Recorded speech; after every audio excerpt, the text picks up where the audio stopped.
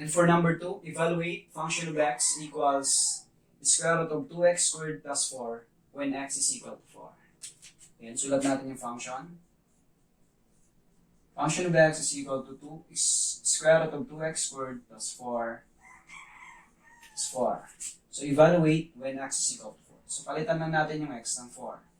Function of 4 is equal to 2, 4 squared plus 4. Again, yung mga x, pinalitan lang natin ng 4 kasi x is equal to 4. Yung x squared, naging 4 squared. Then, simplify lang natin yan.